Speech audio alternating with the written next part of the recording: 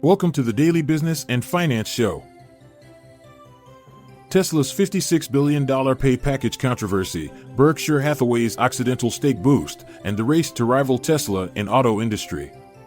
Walmart's panic button opposition, Lilly's Alzheimer treatment dominance by 2030, and OPEC+'s plan impacting hedge fund bets. Costco flexes muscle in auto industry with luxury deals and EVs, Macron dissolves French National Assembly for elections, and Bristol-Myers Squibb triumphs in antitrust case. Stay tuned after this short ad break as we delve deeper into these headlines.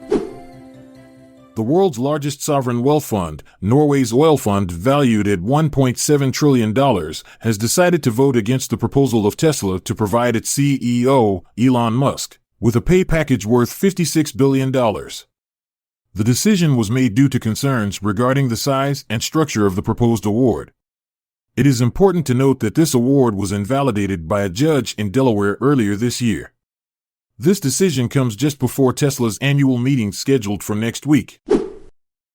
Warren Buffett's investment company, Berkshire Hathaway, has increased its share in Occidental Petroleum by more than $150 million. The acquisition of an additional 2.5 million shares raises Berkshire's total stake to over 250 million shares. This move comes after a collaborative project between the two firms to manufacture lithium from geothermal plants located in California. Tesla, a leading player in the electric vehicle, or EV market, is facing competition from various automakers. These include Stellantis, Ford, General Motors, and Volkswagen. However, BYD, a Chinese EV manufacturer, is proving to be a formidable competitor due to its in-house battery production and high profit margins. Despite these challenges, experts maintain that Tesla's innovative products give it an edge over its competitors. Walmart's Executive Vice President of Corporate Affairs, Dan Bartlett, has expressed opposition to a bill in the New York State Senate. This bill mandates that large retailers install panic buttons as a measure against workplace violence.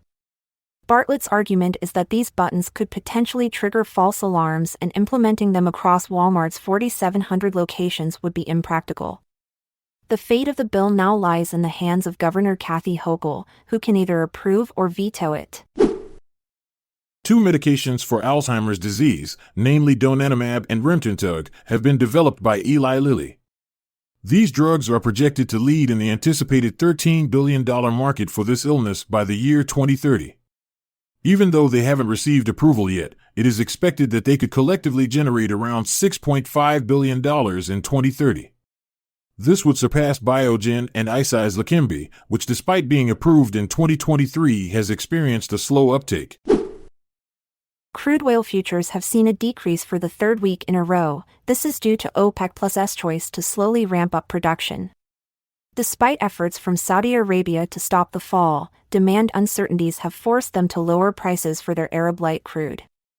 A U.S. jobs report that outperformed expectations could postpone cuts in interest rates, which may further affect crude prices.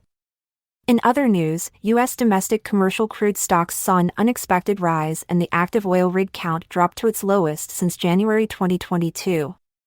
The Energy Select Sector SPDR ETF was among the worst performers this week. Costco has been offering its auto program, which provides discounts on new and used vehicles, to its members since 1989. This program has successfully facilitated more than 500,000 vehicle sales each year for the past 5 years. Recently, it's seen an increase in traction specifically with electric vehicle sales. General Motors is even providing a $1,000 incentive for Costco members on selected models. The strong demographic of Costco aligns perfectly with potential buyers of electric vehicles.